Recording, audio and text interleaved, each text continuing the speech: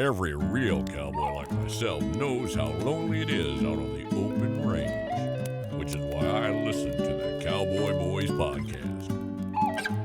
With best contractually obligated friends, Shayne Smith and Mac Arthur, the Cowboy Boys will comfort your soul better than any disease-ridden saloon gal ever could. Cowboy Boys. Finally. Bienvenidos al Cowboy Boys podcast, el mucho mejor podcast del mundo. Número uno para tu madre. Did I say that right? Yeah, you said Brit. I mean, they get the idea of what you tried to mean. I don't know how to speak Spanish. That's okay. We It's know. a dead language, I say. Is it? Isn't it like the most spoken language in the world? Yeah, but that's the thing. It's gonna pop. It's a bubble. Isn't because everyone's like, no, Chinese is the most spoken language in the world, but then it's like actually just Spanish. Oh, really? Because the thing with languages is everyone speaks their language, right? Mm-hmm. But then also everyone speaks secondary languages, Right. So no one's primary. The most common primary language in the world is like Chinese, Okay. just because there's the most of them. There's a lot of them. But It's like everyone in the world speaks English just because Right. we fucking dominate and trade. But Chinese isn't. There's Mandarin and there's Cantonese. So Yeah, like, then it's immediately there's less. They split it. Bad move.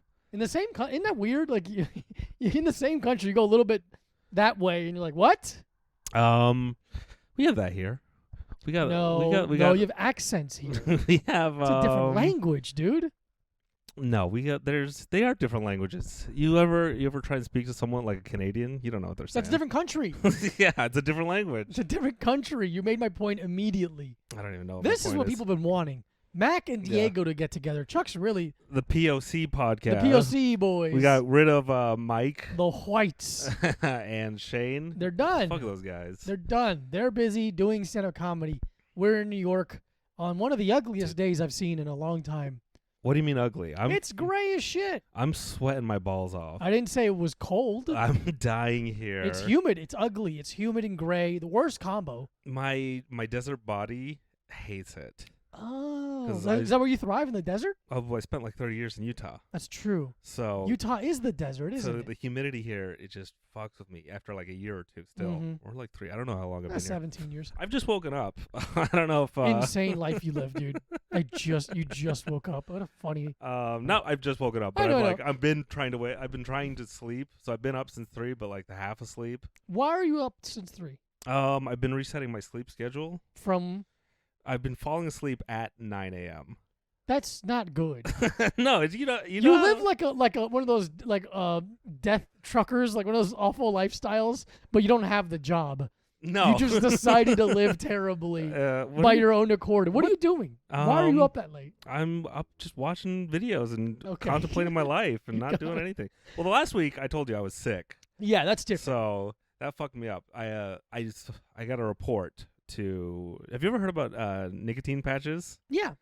Did you know that they give you crazy nightmares? I do, because of the posts you made. Okay, so you're a little in the know. I actually have heard that they're good for writing.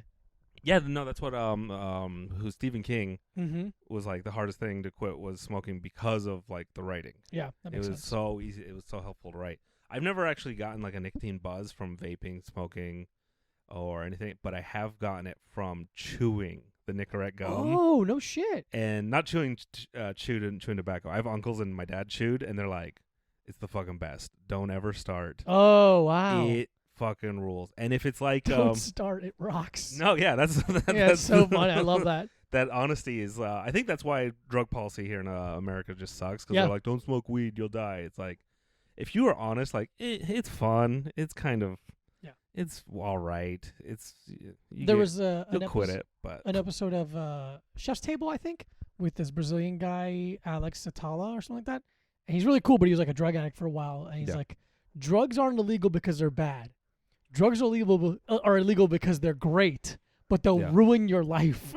He's like, be honest about what it really feels like to do drugs. But it's hard to tell kids this feels good, but it's bad. So go somewhere else. They'll Just get away from the laptop. Yeah. Chuck wants to fucking Does he said your cat does not like being picked up. Oh, He hates being picked He's up. he's not declawed either. No, he's been reclawed. He's got the most claws you've ever seen in your life. I can pick him up. You can pick him up a little bit. He but likes me. All right, there you go. So anyways, I was on oh fuck, his claws are sharp. Someone said you can mess with your dreams with wearing nicotine patches. Oh, okay. So I put one nicotine patch on one day, and then I fell asleep. I woke up in the middle of the night, and my dreams were a little more violent. Okay. Violent. Interesting. Is the word. Exactly what you're looking for a nice restful sleep. I have like a really average normal dreams. They're really mundane. Okay. So it's like I'll be in school and I won't be. I'll be fully clothed. Mm-hmm. I'll be doing a test and I'll get like a B on the test. Mm-hmm. They're not. It's not stressful. It's just the worst dreams ever. They're so super normal. And then So I wake up in the middle of the night and I'm like, okay, I'm like actually like fighting in my dreams, like they're kind of getting scary. So, but I'm like, I feel all right. So I put on a second patch. I re-up in the middle of the night. Oh, in the middle of the night. In the middle of the night. Christ. So I have 2 nicotine patches on me, and my dreams are getting more violent. So then the next day, I'm like, all right, I did 2, and I feel okay. So I put 3 nicotine patches on me, and I quit vaping the month before, like for a full month, just because of that. I'm bored, so I vape. Mm-hmm. I'm not like addicted, so I just quit. I think since quitting the patches, I'm like just off of it. It made me too sick. Mm-hmm. Here's what happened. The next day, I did 3 patches, and I went to sleep. And I woke up, and I think I had destroyed my or weakened my immune system so badly because I got terrible sleep. Okay. My dreams were just violent, not worth it. They weren't they weren't even to the point where you get adrenaline high from running around or something like that. Yeah, where it's they're crazy. It was just it was like a 10 to 15% increase. Oh, okay. For me, for you. Who knows what? Which makes it that's 90 degrees or 90% now violence. A lot more, but it had weakened my immune system because I got a cold that morning. And I was sick for a week. So I do not recommend nicotine patches to enhance your dreams. Yeah, that's wild. And a wild thing to choose to do. Then you're like a little scientist. Like, I'm gonna see if this really works. That's what all drugs are, though. You have to smoke a little weed. Okay. You're like, okay, this is all right. You gotta do acid. Be like, all right, this is weird. You're straight edge, right? I don't say straight just because I don't like music. I'm just sober. I don't do anything. You're sober. Yeah, I just don't do anything.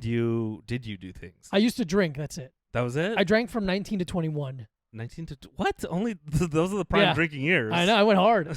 How hard did you go? No, I didn't go that crazy, but I drank. I didn't have my first drink till I was 23. Okay. Because the Mormon upbringing. Sure. And I think that's a good age to start just drinking beer and all right, let's figure out where. And I'm still on my downward spiral. Sure. But I don't drink anymore, except for 2 days ago. Oh, okay. What happened 2 days ago? I'm resetting my sleep schedule. So you needed to drink. So I had 3 beers. And in the fridge, and then I'm 3 beers and I'm not tired, so I'm like, all right, it's 2 a.m. I go down to the bar, and I keep drinking. Oh yeah, you DM me. Did I? Is this about working out? Oh yeah. I was so hungover. I'm so glad you canceled working out. So I drink once every 4, 5, 6 months. Okay. And that's when I drink, and then same with drugs, whatever. And I'm very lazy about my drug intake. Oh, it's a fine thing to be lazy about. That's why I'm I don't have that addictive personality where I can just be, I can quit smoking and just be like, oh, this, I don't need it. Yeah. And it's not. I wish I had an addictive personality. It'd probably be better for me. I don't think so. I don't know how it would be better. It'd be different. I don't do anything. It'd be definitely different. Yeah, but the thing that you're not doing, anything. You would be addicting to going to work. You would be addicted to maybe. Yeah, I don't know. You know what my advice is going to be. Just toughen up? No. just you want to fucking fix your sleep schedule, just work out really hard one day. That is the best thing you can do. And then just zonk out, and that does it, man. I can't. There's days where let's say for whatever reason I don't have to do any kind of training that day. Yeah. Which at this point is rare. I do some variation of exercise. You're smelling your hair. Some variation of exercise every day. And if I don't do it one day, and I'll just lay in bed for a while, I'm like, what the fuck's happening? Yeah, you'll be you'll be a little bummed. You feel it? It's so strange. Yeah, I'll just lay there because I usually just fall asleep within 1 minute. Really? Oh yeah, I'm No, out immediately. I'm hours, if not like just like I'll go to bed at like 2 and just stay up till 9. Jesus Christ. Just be like, What a nightmare. I know, I got all that extra energy. Dude, no, yeah, Wait. dude. I lay down, sincerely, I probably fall asleep within 4 minutes. There it is. And if I stay up longer than 4 minutes, I'll go, I drank caffeine past 5 o'clock. You're one of those guys. Yeah. I before I came, when I was trying to fall asleep, because I'm like, it's all right, I gotta go meet Diego at 3. It's 10 a.m. right now. Uh-huh. If I chug an energy drink, it'll knock me out, and I don't think it did. It'll knock you out? For people with like ADHD, it sometimes does. Okay. But I don't think I was like, it's like a flip of a coin. Oh, okay. It could really go either way. Yeah. So I think that's what kept me up, and now I feel like in a really bad mood. Interesting. Have you always just been like a workout guy? Yeah, I've been a jock my whole life. So like, what do you just like? Are you like 5 years old and you're like lifting weights? And No, you're like, not like that. Like, oh, this woman's hot as shit. Yeah, we got the TV going on. We got the TV on, just having something in the background. But no, when I was really young, I just loved playing. Like, I loved running around and roller skating and like, just playing. A lot of kids active. in your neighborhood. So yeah, where I grew up, we lived in like the first place where I had like real friendships was this place called Woodsdale Oaks in Lauderdale Lakes, Florida, and it was like a vaguely enclosed, not really gated community. Like there was it was like definitely like this is like an enclosure, but you can come and go. There's no one there stopping you. Okay. There's no like there's a gate, but there's no, you could drive in and out. No, there's no one there stopping. It was just always open. Yeah, there's no security really, just a gate. All right, I had that. That was always open. I had that at the trailer park I grew up. There was a gate, but Exactly. it was never closed. Yeah. So in that little community, we had like 15 kids in total. All right. That we like became best friends with. It was like really cool. And there was a parking lot at the far end. There's like a big empty parking lot, and that's where we would like play hockey and like make ramps and throw rocks. Like, so I did that. Throw rocks. Yeah, you throw rocks at each other. That's a good one. That's one of my favorite childhood activities. Yeah, it's great. And like, that's where I kind of fell in love with hockey because we started playing hockey there. How old were you? 9, probably. When you started playing hockey? Like with friends, yeah. I think I tried to play hockey as a kid, and they made me learn how to skate. Yeah, that's part of it. And they made me. You mean play? Yeah, they made you play the game. But the thing is, they made me skate like a skater, not like I wanted I have weak ankles. Okay. And so the hockey skates, they're just boots. Yeah. And they gave me ice skating skates. Oh yeah, that's like a loose like leather. It's basically thin. Yeah. It's like a piece of cloth, a piece of leather. I don't know how they skate in those. And you just balance on a thing, and my ankles were all messed up, and I'm like, I can't do this. Yeah. But I had the hockey boots once, and I was like, this is easy. Way better. Because I can rollerblade and ski fine. It's much more like rollerblading. But then I just couldn't skate. So they're like, you can't skate, you can't play hockey. And I'm like, okay. Oh, wow. I'm 10. I don't. Yeah. You're the adult here. I played baseball, hockey, soccer, every single sport. Okay. Football probably fucked me up a lot. Oh, right. Give me a lot of CTE probably. I got my bell rung quite a few times. I mean, CT's I think gets thrown around a little bit too much. Where it's like, oh no, you got one hit in the head. But I'm not saying. I feel like you need to play like high school, like play a lot. I played I don't know, whatever. I played probably like when I was like 14 to 15, and I was the smallest guy on the line. Yeah. So hitting my head all the time. I can remember 3 distinct times where I was just like, oh, I don't. Where am I? Well, yeah. Huh, interesting. This is not my bedroom. And that was only 1 year of football. Sure. So, but growing up, I had no kids in any of the neighborhoods I grew up in. Oh, that's brutal. So, see, that sucks. So I wanted to like, oh, there it is. There my life went. There was no saving me from the beginning. Right, because it's hard to grow and learn how to be a person when you're not with people your own age and interests. Or be around any other people. So I just played Nintendo and played on computer stuff, and now I'm the fucking internet monster. Now you're the internet monster boy that everyone loves. But no, I played. Yeah, I was always an athletic kid, and then when I got into like competitive team sport hockey, that's where like everything click in the gear. Is that what got you into fighting? No, the hockey. No, I was not even like a fighty guy in hockey. Okay. I was the captain of like every team I played on, but I was much more of like a methodical. You were jock from the very beginning. Yeah. Team captain. I was such a jock. I was kind of a nerd. Like in high school, I didn't do anything. I didn't go to parties. I didn't have a girlfriend. I was so dedicated and focused to hockey where, like, I would skate to the rink after school, play 8 hours, just nonstop, play 8 hours of hockey, and then skate home and do it fucking over and over again. Were you doing multiple sports at the same time? I was in multiple teams. I was only on one sport, hockey. Oh, okay, just hockey. But I was on 4 teams at one time, and I never missed a game, never missed a practice. That is a weird one to be only in hockey, and because I feel like most hockey guys are like cool. Yeah, they're getting laid. They're drinking beer. Not me. they're I was so obsessed. They're shooting guns and making fireworks. Yeah, a lot of them kind of party animals. Yeah. I wasn't. Not at all. No. Interesting. So when I moved to New York in 2009 because my best friend at the time had moved up a year before. Yeah, that's what I did, and then Shayne followed me. Yeah, and then I'm like, oh, this is cool. Why not live in New York? And I moved here, and like I knew one person, my roommate and my best friend Chris, and after like a month or so, he's like, hey, a couple of my friends are doing this kickboxing thing up the street. You should go try it. Just try it. Because you like doing exercise stuff. I'm like, yeah, sure, I'll try it. Exercise stuff. And kickboxing. Yeah. And then that was your first foray. That was my first class was under the same instructor I have now, and it's at the gym I still teach at. And that kind of fucking came out of nowhere. And I was like, oh. Because I came to New York with the kind of idea of like starting stand-up comedy here. And I was terrified of it.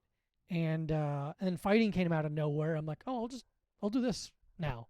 Nice. I'll do this first. Have you ever killed anyone with your hands? I've knocked people out. Oh, okay. So now you don't have to choke people out. You don't have to register them as a deadly weapon. No, that's what pedophiles do.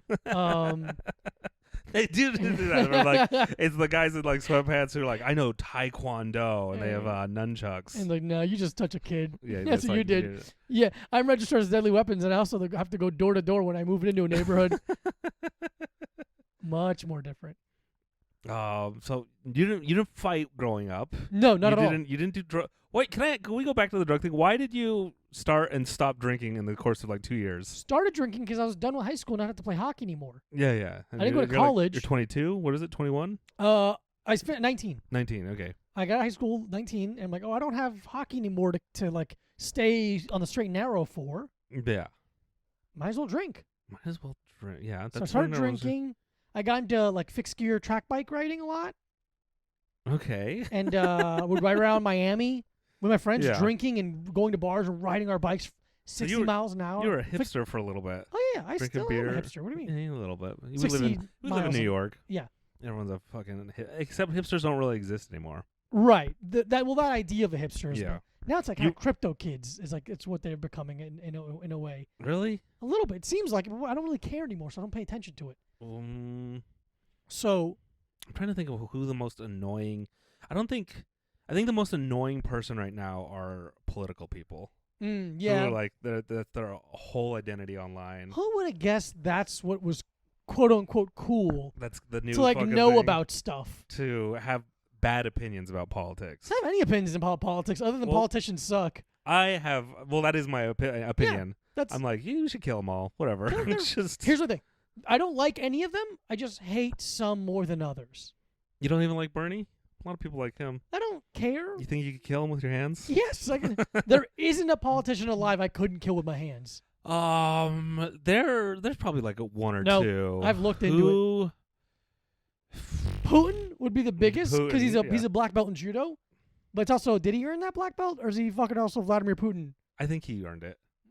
I think you haven't seen it? Have you seen him do anything? I haven't. He's okay, but still, one discipline. I'd fuck him up. Do you want to call him out right now? No, Just like, I have nothing but respect for Vladimir Putin on our podcast. All right. So you're drinking. So I'm drinking. I'm 19.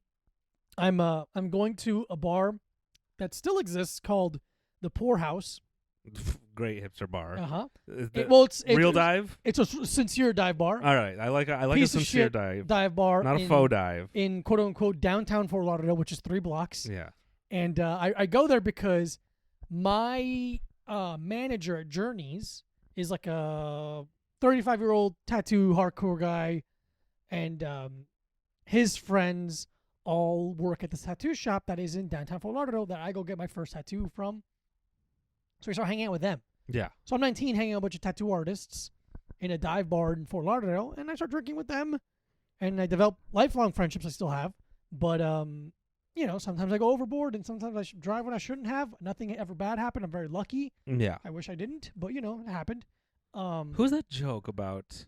We've all drunk. We've all been that everyone point. here has had.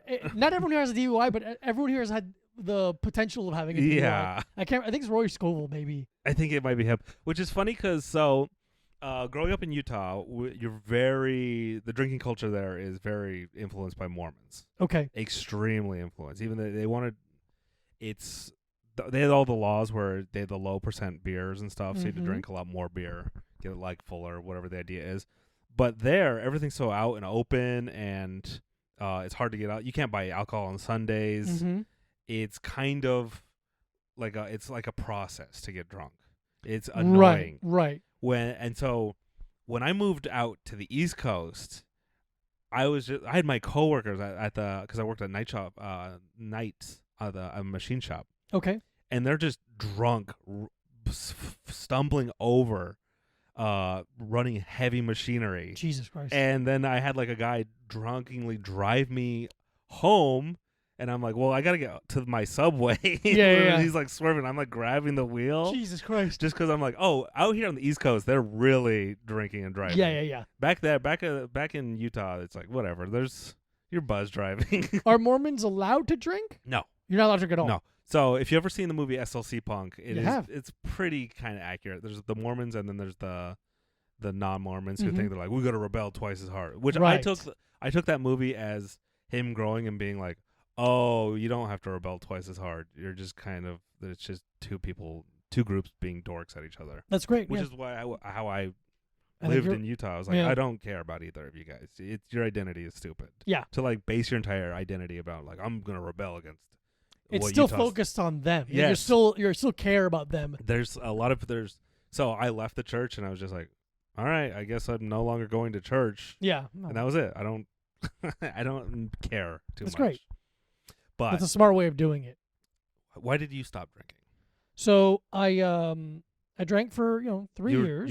You were seeing a problem in 3 years.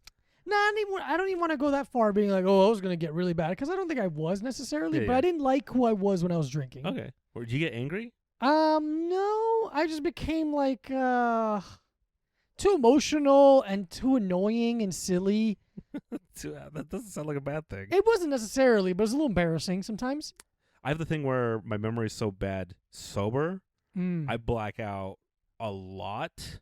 I was probably texting you blackout. That's funny. Where I'm like, I'm pretty coherent, but I just don't remember. Right. And so after the fact. Yeah, and Shayne has told me tons of stories. Jesus where Christ. I'm just like, yeah, I don't remember. I don't even remember like flashes. Right. Just complete blank. I'm gone for hours Jesus when Christ. I drink, and so I'm like, I don't. All right.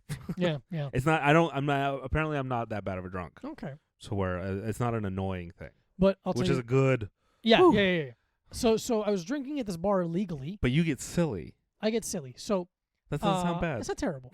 So I'm drinking at this bar illegally, and the reason I was able to do that was because I was friends with all these old tattooers. They kind of assumed I was of age, because back then, like right now, I was like upset. Like in the late aughts, like the 2008s, 2006s, that's when they would become ID obsessed. Where like now everywhere I go, I haven't been not ID'd anywhere. I can't remember the last time I got not ID'd. I'm 34 years old. I get ID'd everywhere. So back then, just in general, anywhere. I just think the culture changed. You have to get ID'd. That's how it was in Utah. Okay. The whole time. There's at least the places I went. I didn't know of any places where I could underage drink. Right. So I'm drinking underage for 2 years at this one bar. 2 years. And you're like barely underage drinking. Right. 19, come on. That's not underage. But still, it's still technical. So I go to this bar a lot. I'm friends with everyone there. Everyone that works there. The bouncer, who's a dear friend still, Ben. Hey, what's up, buddy? He was in The Ultimate Fighter. Like, he's a very good MMA fighter. Okay. A heavyweight, big, scary guy. And I go for my birthday, my 21st birthday. Nice. And I go to the poorhouse. I'm going to go fucking drink poorhouse. And I walk in. I'm like, what's up, everybody? Your 21st birthday, you're already a regular. Yeah, truly. And I'm like, hey, it's my birthday. And like, oh, cool. Yeah, How old are you? I'm like, I'm 21. And they're like, what? I'm like, I'm 21 now. Were they mad or were they like? The bartenders didn't care. They thought it was funny, but so the bouncer knew about a week before everyone. The bartenders did. Yeah. He had found out. So that week before this happened for my birthday, I go to the bar on a Saturday. It's packed. And the bar, as I walk in, because everyone hangs out in front of the bar. No one really hangs out inside. Are they all like smoking outside? It's all hanging outside, smoking and drinking outside because you could drink outside then. And it's Florida, right? It's Florida. So it's nice outside. Yeah. We're all having fun. So we walked to the bar, and I already heard that he was mad at me before I even got there. I'm like, we got some text messages like, hey, just so you know, Ben's fucking mad at you. Okay. And I'm like, okay.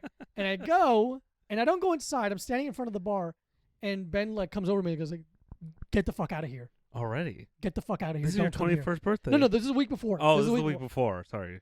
He goes, get the fuck out of here. I don't want you here. And I take one step off property line, and my roommate brings me a beer. All right. And I'm drinking the beer off the property line. And he's just staring at me, like staring bullets at my head. And I'm, again. This is a guy on The Ultimate Fighter. Yeah. I'm 20. Yeah. I have no martial arts experience. Not yet. I'm 130 pounds maybe. And he's huge. And I'm the cockiest person in the world. Yeah, you're a hockey player. And he walks over to me, and I'm holding my beer, and he gets in my ear and goes, you need to get the fuck out of here because I don't want to fuck you up. Blah, blah, blah, blah. Takes a drag of a cigarette and puts a cigarette out in my beer. And I wait for him. So he walks away to stand in front of the door to continue being a bouncer, and I wait for him to turn around, and I look him in the eye and just chug the beer with the cigarette in it. Yeah, that's not that bad. And I've smoked a whole pack of cigarettes when I'm drunk. Jesus Christ. Just like American Spirit's Blacks. Oh, God. And that's where I'm like, no, I don't feel anything. Yeah. But then he kind of like, well, whatever. But after that, he was fine. And we're still friends. Wait, he respected you for drinking the cigarette beer? Yeah. That's a good move. And then I moved here, started doing MMA. He's like, oh, this is great. You're so sick. You didn't fight? No, he's huge. But then, that 21st birthday was very funny because they're like, oh, you fucking bitch, but whatever. We've always been nice. So what was the moment that you like decided like, oh, I'm not doing this anymore? Okay, so I moved to New York. Yeah. And my roommate, Chris, and my best friend, he's been straight edge since he was 14. Like, he's been edge forever. He still is. Is that like a Shayne Smith situation where he's like 14? He's like, I got to quit smoking and drinking. No. He was just like obsessed with like Mustard Plug and okay, all the bands. Yeah, all and bands. Like, okay. So I move up here and I'm with him and I'm like, oh, I wonder what a week without drinking would be like. Yeah. And that turned into almost 13 years now. And you feel good. You fall asleep in 5 minutes. I fall asleep well. My skin is good. I look good. That's one of those things where I'm like, damn, if I drank, who knows how like much worse how bad this can get. How just the train wreck I would be. Sure. Because this is just food and sleep. This is just food and video games. Yeah, it's nothing like.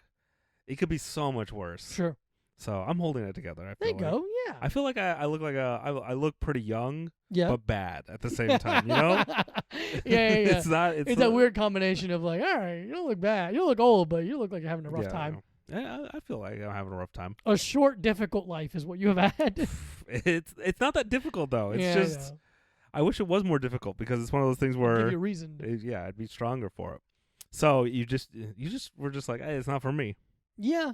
I had the thing where I started smoking weed probably like in my mid-20s, and for 6 months to maybe a year, I don't remember, I would like come home from work and rip a bong 3, 4, 5 times an evening. Jesus. And my roommates said like there was times where I'd like green out. Do you know about that? I mean, I can put 2 and 2 together. Where they said they'd find me on the couch and they'd look like I was so high, I would look like I was in pain. Oh my God. I was just like, yeah, Jesus. that's fun. And so I did that, and then one day I was just like, I don't need this anymore. Oh, that's nice. And so I could probably count on my hands, like on 2 hands, how many times I've smoked weed ever since. Whoa. Just and that's how it is with like all the other drugs. I'm like, it's been a while. I could probably do it. And then I'm just like, oh yeah, I don't like alcohol because the hangovers just fuck my shit up. Oh, right. And then smoking nicotine, I'm like, it's not. I bet I would get really into chewing. Dude, my buddy quit cigarettes and just got addicted to chewing. Oh, the chewing's way better. Oh my God, chewing tobacco. I meant chewing the gum, not chewing tobacco. Well, the gum is great. Okay. I recommend if you're listening to this right now, chew the Nicorette gum. If you're a writer, it works. You get really? that. You get like a buzz. Yeah. In your head, and you feel more creative. It's weird. That's crazy how that works. You never smoked? You smoked? Nope, never smoked. You just have eaten cigarettes and beer. I just ate a cigarette once to prove how tough I am. You didn't get a buzz off that? To a man who can kill me. No buzz. Just a very funny high of my friends being like, Jesus Christ, dude. Yeah. What other What do you want? any other drugs you've done? No. Nothing crazy. Nothing crazy. No weed. No, never. Never. Man, you're a real teetotaler. You've lived a more clean life than me when I was still technically Mormon, which is very. It's weird, yeah. But more power to you. I think it's 90% the company you keep. That's a huge part of it. That's the biggest part. And I think that's why I don't do a lot of drugs is because I'm hanging around Shayne. Exactly. Like, he's sober. Yeah. There's I can't remember what the quote is, but it's like you are just a combination of the 3 people you spend the most time with. I heard it was the 5. Is it 5? That's what I've heard. I probably am sad and have less friends, so I'm like, that's probably 3. Who has 5 friends? Are you kidding me? Who has 3? You mean pets? No, that's very true. I've heard of that thing, and it is sad when you start looking around at some of your friends and you're like, oh, I don't like this person. I gotta get new friends. I don't want to be more like this. Yeah. I don't want this person's percentage influence on me. It's also the thing where it's like if you're the smartest person in the room, you need to get out. You get the fuck out of it. So it's very real to make cool friends who are cooler than you, and then just steal their personalities. Yeah, and take a little bit of that. I've never been the smartest person in the room, but I have been the most angry. Yeah. How did you get into fighting? You just went and then. Oh, so I went. And then you were kickboxing. How'd your first kickbox match go? So I didn't. No, I went to the gym. Yeah, which was. It wasn't a match. Back then, no, it wasn't a match. Back then, we were renting out a dance studio for the hour. We would roll the mats out. Dance studio. Yeah, dance. What kind of dance? Skillion. It was whatever you wanted it to be. It was just like a ballet room, basically, with like right. a mirror with mirrored walls. With ballet girls? They would be after us and before us, and they're very confused by us. That's my favorite type of body. That's so funny. Why? It was just a Russian ballerina. A thin Russian ballerina. They have the gnarliest feet. The best. There's no activity that a woman can do except for maybe rock climbing that like creates a more sculpted body, in my opinion. Interesting. Right? Ballerina bodies, dancers. Sure. Top tier. Yeah.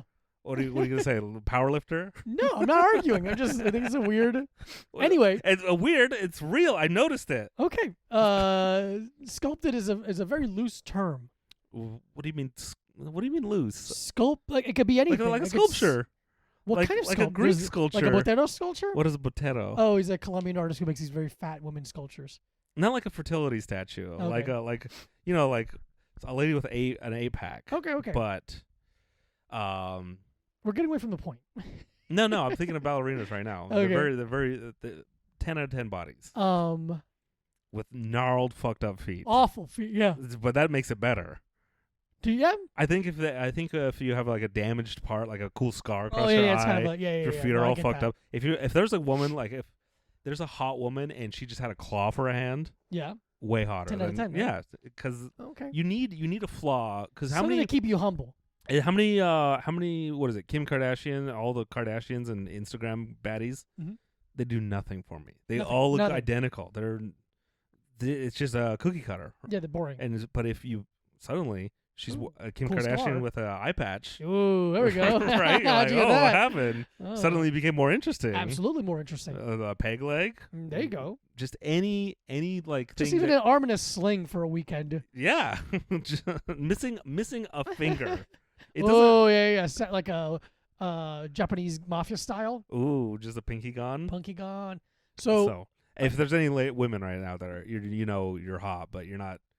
You want to just get that next 10%. Yeah, that's what you got to do. Think about sacrifice a pinky. Think about getting into like something that might injure you. Yeah, gambling.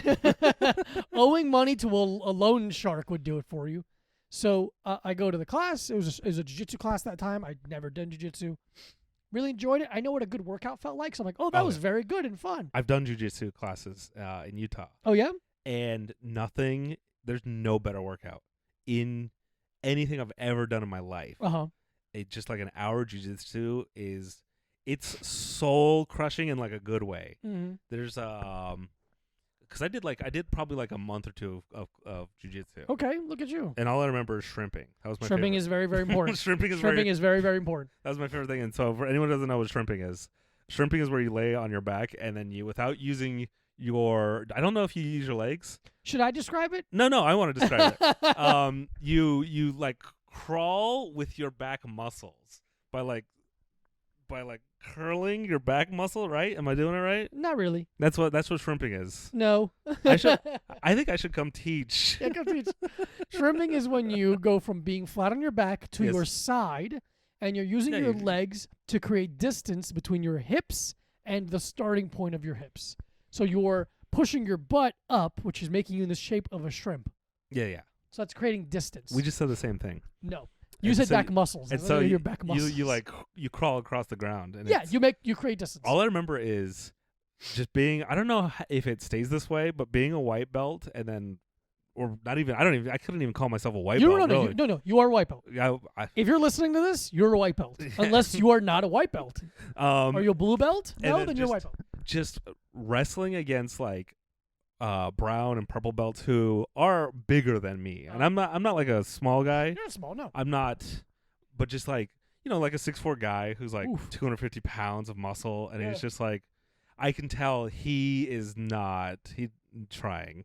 Of course not. And I'm just Why would he? You're a white belt. I'm giving everything I can to not die. And it makes it easier. The harder you work as a white belt, it'll be easier just to kill you. But I'm saying that trying not to die is a good workout. Yeah, that's why jiu-jitsu is not, if you wanna lose weight, just go sign up for jiu-jitsu class. How many people have you seen sign up and just shred, like stay with it and just shred the pounds? Oh, a decent amount. Yeah. But it's like the thing, so if I'm being honest, I get annoyed when people say jiu-jitsu is a good workout because it's a great workout. There's nothing better. I'm telling you, anything I've ever done. I understand. Because jiu-jitsu kind of turns on the fight or flight, which makes you work harder than you think you should. Yeah. And that makes you feel very exhausted. The point of jiu-jitsu is to be efficient. Yes. So if I do jiu-jitsu correctly and I'm being efficient, I'm not exhausting myself. But it takes a while to get to that point. It takes years, right? Yeah, it takes a while to get to that point. That's the whole thing, is that you're like the tiny little scrappy dude just choking out some giant monster. Yes, and the reason why I don't like people saying it's a good workout is because a lot of times I'll have people kind of be vaguely interested in starting, and they're like, well, I got to get in shape first. Like, no. Just start doing jiu-jitsu. Yeah, that's what. Just start. That's what I was told, so I did it, and then I was like, oh, fuck. And I can't remember. I think I stopped doing jiu-jitsu because I started doing comedy. Yeah, that makes sense. Where I'm just like, I can't split between both of these. Yeah, dude. I should start jiu-jitsu again since I'm not doing comedy. Why not? You know somebody who's really good at it and really good at teaching it. How do you split the time? Teaching in jiu-jitsu in the morning, comedy at night. It's impossible. It's not impossible. I've been doing it for 6 years. But yeah, then I went to that one class, liked it, signed up. Yeah. And then never stopped. How'd your first class go? Fine. It was crazy. I had no idea what happened. You don't remember? I don't remember anything. It's your first time there. All you have are feelings. Yeah, that's all. I kind of just remember trying to not die. Yeah, just I don't remember what I was taught. I don't remember what I did. I don't remember. Well, I just knew what a good workout felt like, and I knew that was fun. And I've always kind of wanted to do martial arts, even when I was a little kid. So I'm like, oh fuck yeah, I'll do it now. How good are you at shrimping? Now? Yeah. Phenomenal. I think I'm a above average shrimper. I think I'm a blue belt in shrimping. Okay, that's not a bad thing. No one is their rank across the board. Everyone has high and low spots. So I started training a lot, and I fell in love with it. And I was training all the time, and then I started sparring. Yeah. And then even before sparring, like a month or two into training, I asked my instructor, I'm like, hey, if I get my blue belt, do you think I could do an MMA fight? You're already looking for blood at that early. I wanted to try. Yeah, okay. That's your competitive, your jock spirit. Yeah, I just don't want to look up. A lot of my life is predicated upon the idea of like doing is cooler than not doing. Yes. So I vaguely enjoy this so far. Let me try the competitive aspect of it. And a cage fight, the idea of a cage fight is terrifying to me, especially back then. But I knew that the accomplishment of going past fear is very rewarding. So I'm like, I want to do an MMA fight. So I started sparring. Then he started taking me, my instructor, Roger Mamanoff, started taking me to his instructor's gym in New Jersey. All right. And this is where, like, Frankie Edgar and Edson Barboza. Did they see something in you at a month in, or you were like already like, okay? No, he didn't see anything a month in. Were you slightly above average? I was below average. Maybe that's what they saw in you. I was below average, and then I had to go away because I started working at Smith Street Tattoo Shop, and I was working there 12-hour days. So I couldn't train. Are you a tattoo artist? No, I was an assistant. I was just like a shop guy. I don't know what an assistant does. I have just no help tattoos. with the books. Our lives couldn't. It's intersected on jiu-jitsu and comedy barely. Yeah. I share like a month of intersecting. Better than nothing.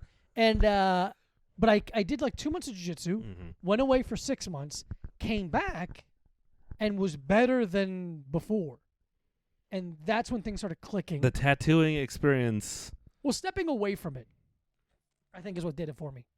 Letting some of those basic ideas cement themselves. Do you think I'd be better if I went back to it?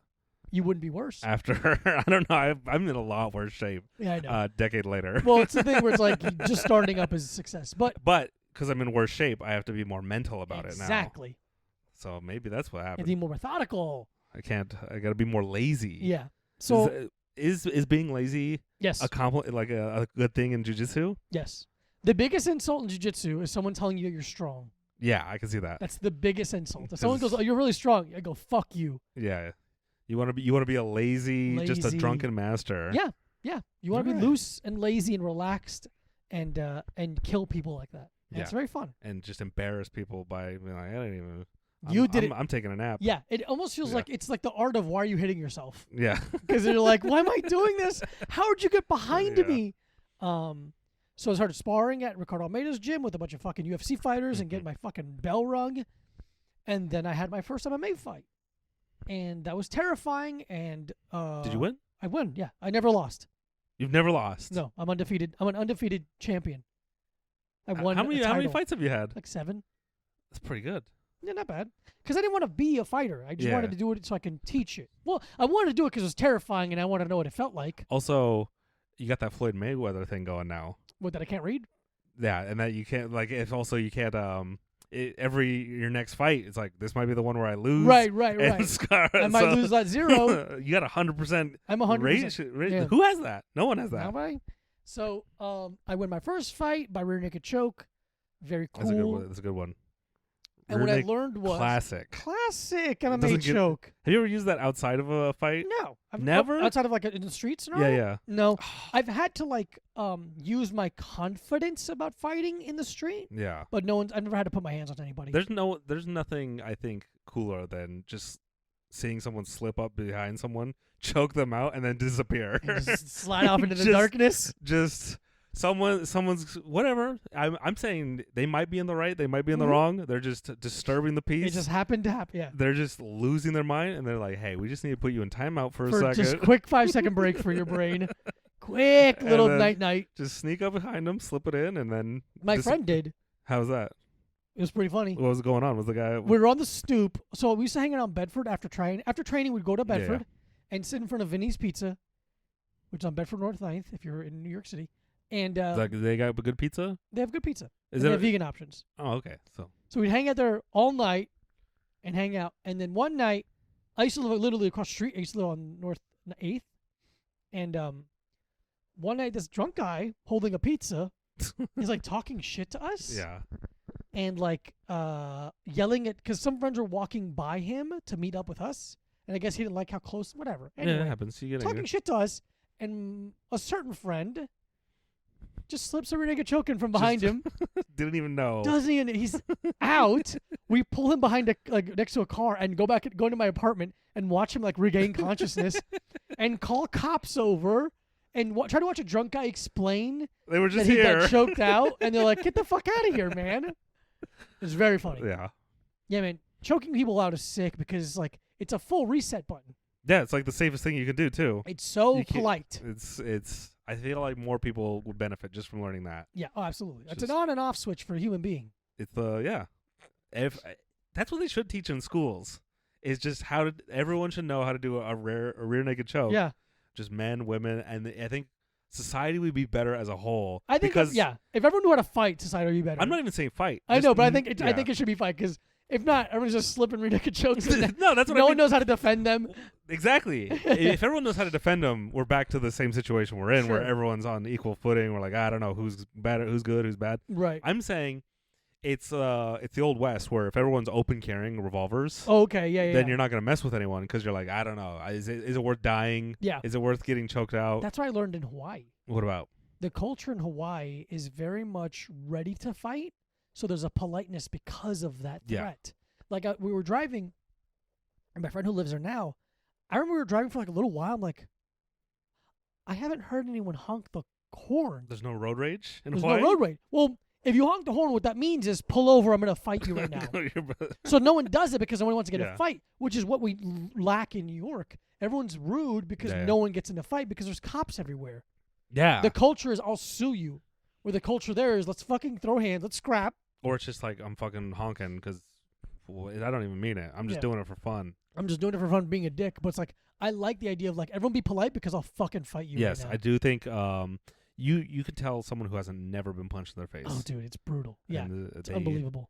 It just needs to happen to men, women, everyone. Everyone needs to get punched in the face once. Needs to get punched. Preferably when you're a teenager, because the other person doesn't have the power to really harm you. Yeah. Just a little pop, just so you know that A, you're not invincible, but also B, if you're a woman, it makes you hotter because it'll like break your nose, and like that thing we were saying earlier. You get hotter at a Mac. But I was gonna say, B, you got like a cool scar. Simultaneously find out you're not made of glass. Yeah, you understand. It brings you to reality. It gives you consequences. clarity.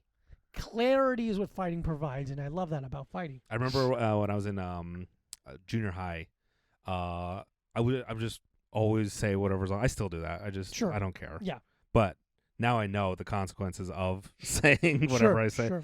There's this one kid. He was just a typical bully, just built like a fucking mob hitman. Oh, okay. in the 8th grade. Yeah, it's hilarious. Just like he clocks out of school to go to his factory job. Sick. One of those kids. Yeah. And we just passed in the hall at the wrong time, and he's like, because he was apparently looking for someone to fight that day. Yeah. And I just said something that triggered him, and he did the hockey move on me, pulled my shirt over, pulled the back of my shirt over my head, started beating me in the back of the head, and I'm just hilarious. Like, oh, I guess if I say the wrong thing to the wrong person at the wrong time, I'll get in a fight. There's consequences. Which truly something that people have forgotten about. People don't. It's not forgotten. It's just how do we? Would you say it's just society's soft now, or like how do you implement more of that? I don't want to say that because it makes it seem like I think it's a bad thing that it's soft. It's obviously better. That's like we're safer as a society. That's like the incel right wing thing where it's like soft or hard times create hard people. Hard people and hard men create soft time. And it's just like, all right, but it's a little ridiculous. Is that we're gonna keep saying that? I just wish people were just more polite. That's all I'm saying. Yeah. And a lot of times, politeness comes from fear, and fear from violence. So it's like, it can help itself. So, rear naked choke class. Here's what you do. You put one arm over their shoulder. Okay, keep it real loose. Try and line up your elbow with their chin. I think you need to grab someone right now. Grab someone right now. I can explain it with just my words.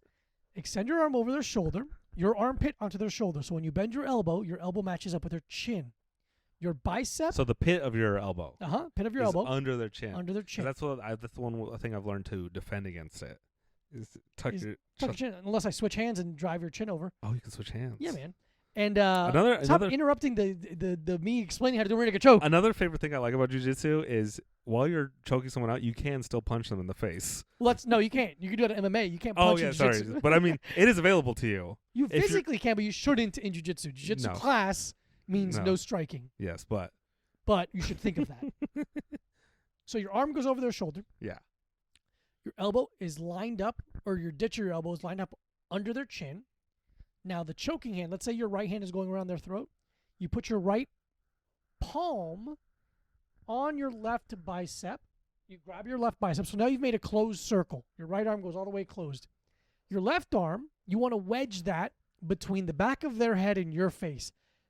My ideal preference is not, your instinct will go palm down, palm on their skull. The only problem with that is that your hand will contort to comfort it. You don't want that. You want to create a static wedge. So you put your knuckles in the back of their head. I'm lost. So I'm gonna need. Don't just keep describing it. Boom. All right. So your left hand almost chops the back of their head. All right. Instead of palm, because look at my hand. It wraps around my head. That's a tighter wedge. That's where you want it? Yeah, so your palm of your left hand should be facing you.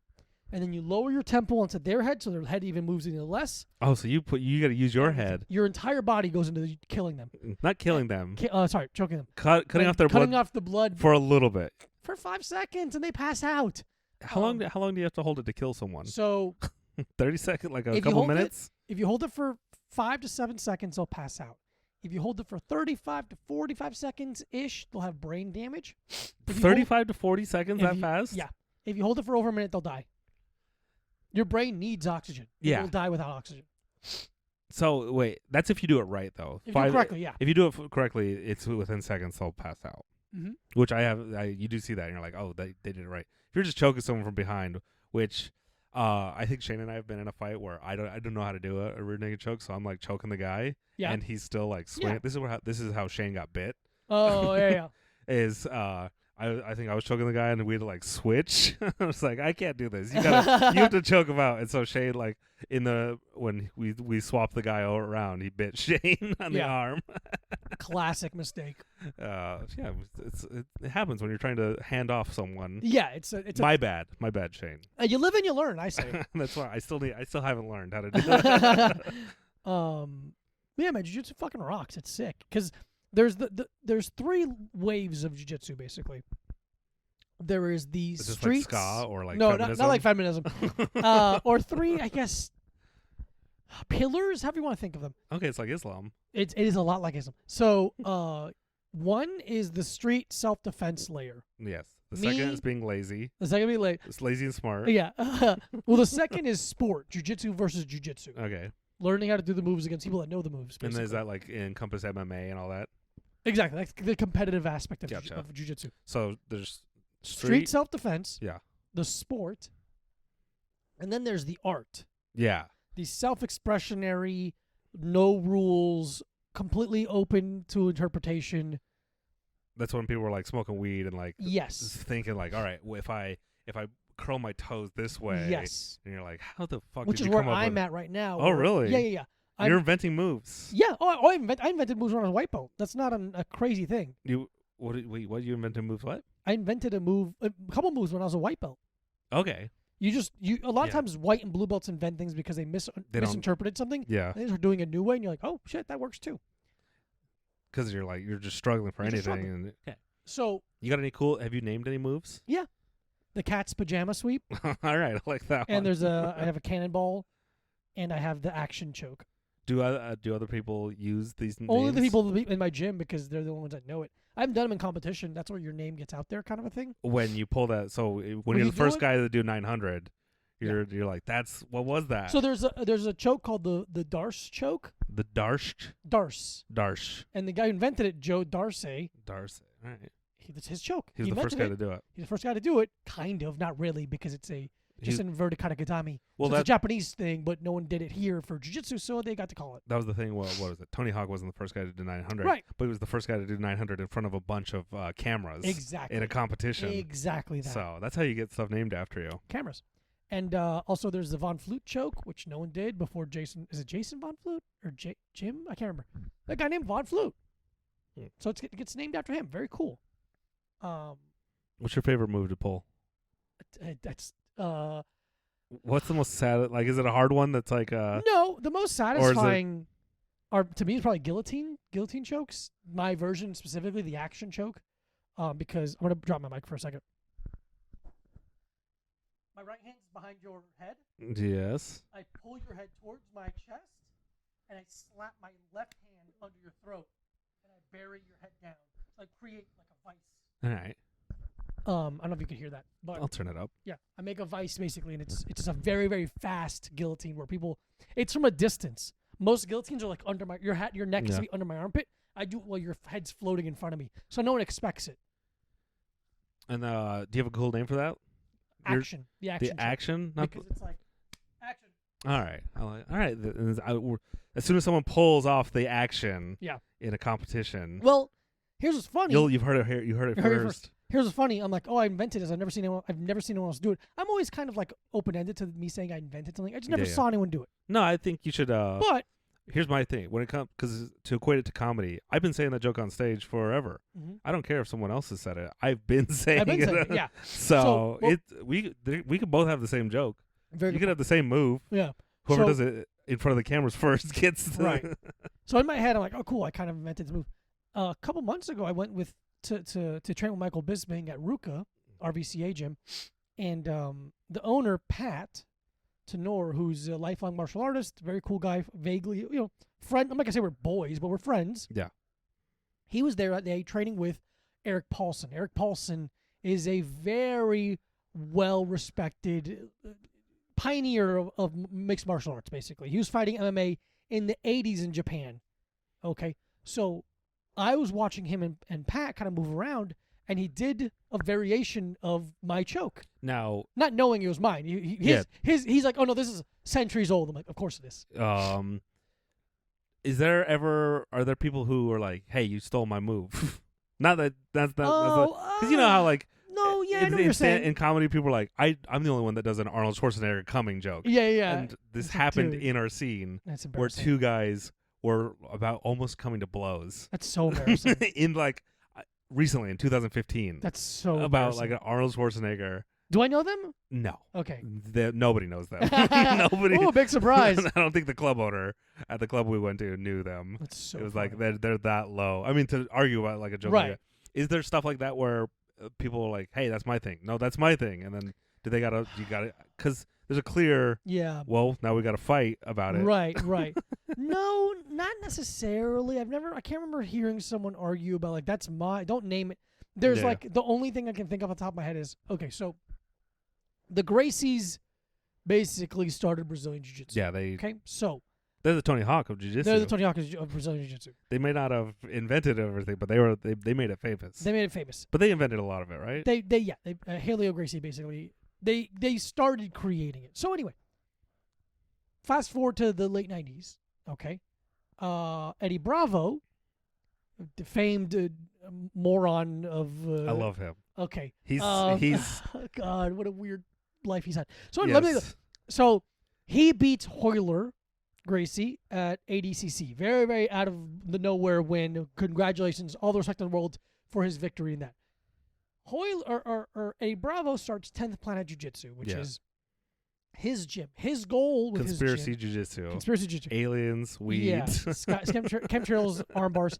His goal is to make Jiu-Jitsu more effective at MMA, because at that point, MMA had stopped using the gi. Yeah. For a lot of times when you're on your back, to control someone's posture, you use their gi. Yeah, now, if they don't have it, they couldn't do that. So, Eddie Bravo started doing all these things, and he branded his whole thing by giving him funny, weird names. Yeah, does he calling Scorpion Lockdown, calling a bunch of wizards. Like, he just named a bunch of things. And a lot of people like the rubber guard is what he's known for, right? Exactly. So a lot of people got mad at him for like giving funky names, and it's like, what do you care? What do you care? Yeah, It's easier for him to coach his guys and yell out Zombie or West Coast, and his guys know what he's doing. It's just smart. I understand being upset to a degree, but just grow up. It is funny how angry everyone gets at everything. Everyone gets so mad at everything. It's so stupid. That's again, to equate it to comedy. When people are like, "That's my joke," I'm like, I don't care. So do it. Yeah, just. What do you want me to sue me? I don't have any money. Well, it's like, okay, or are you famous enough that it matters? Right. Did you put it on an album? Are you recording an album right now? No. Then go Who cares? It also, it's like, I don't know. To me, it's like if I'm doing a joke that someone else has done, I go, oh, that's a bad joke. Let it go. You think it's a bad joke? Yeah. I think it depends on who. If I respect that person, then I'm like, oh, they did. I've heard. Okay, fair. You never heard like someone do a joke where you're like, oh, I was thinking that, and then it's like, I like them, so I must be a better comic. You're right. So I have a really good example. When I was about a year and a half in a comedy, I did a show and Sam Morrill was on it, mm-hmm. and we had two jokes that were basically the same. And I'm like, oh, Well, he gets them. He has seniority. He's done them more. Yeah. I let them go. Well, but that's the rule. Whoever like puts it on a special first. Exactly. It's their joke. But forever. I did take it as a compliment. Like, oh, Yeah. good. A very good comedian has the same thought as me. I'm going to take that as a compliment. Yeah, my friends saw Shane Gillis' new special, and they're like, hey, some of these are yours. And I'm like, no. Not anymore. They're not mine. Yeah. They are It's his. a good special, yeah. Oh, it was great. Well, I think we did an hour. We did it. I don't know if you... That's it. Do you want to... We should have plugged anything at the beginning. Do you have any plugs? You got anything? Listen to my podcast. It's called A Little Time Podcast. I do it with Micah Brucey, who's my best friend. Do you want to... Should I just put this right at the beginning? No, it's fine. Doesn't matter. Welcome. This is Diego Lopez. Hi, I'm Diego Lopez. I'm your best friend, and I love you. Listen to A Little Time Podcast. Follow me on Instagram and Twitter at this Diego Lopez on both, and Nihilift on TikTok, which I haven't been using. But I'm gonna make some Nihilift shirts soon. If you like working out, but you also are sad, that's what I do at Nihilift. That's it. This goes out tonight. Oh, great. So. Oh, we're gonna be in Raleigh, North Carolina tomorrow. Tomorrow night so at Good Nights. If you're listening to this, they'll probably be listening to this tomorrow. Okay, so buy tickets right now. We're also going to put this at the beginning of the episode. Oh fuck, where's Shayne's schedule? God damn it! And we're Shayne gonna be in Smith. Florida. Come, just look at Shayne Smith, since you know who he is. Yeah. You listen to this. How'd you not know who he is? Micah Brucey and I are gonna be opening for him. If you're in Boca or Orlando or Tampa or Lakeland. By the way, I'm from Florida. I don't know what the fuck Lakeland is. Never heard. I'm from there. He's going to the boonies. Yeah, dude. Anyway, it's like a thing he's been trying come to say do. hi. Someone bring me peanut butter Captain Crunch. I have such a hard time finding it. It's my favorite cereal. Really? I have such a hard... Like, there's one place I can go, but it's, like, really far away. I only say really because, so Shane's gone on tour, right? Tour guy. I'm eating his food. Good. And he had peanut butter Captain Crunch, and I'm like, Oh. what the fuck is this? Oh, you don't know about I've it? never had it. And so I ate all his peanut butter It's Captain the best. Crunch. I should have known. I would have given it to you. I love it so much. Here's what I Interesting. do. Life hack, if you like peanut butter Captain Crunch, crumble up 2 Oreos in it. All right. It's I feel like that's a life hack delicious. for anything. Why are you giving food life hacks? Because I'm Stay out of my territory. Thank you so much. Yeah, thank you for listening. Yeehaw, whatever. Yeehaw my fat fucking cock, bitch. Okay.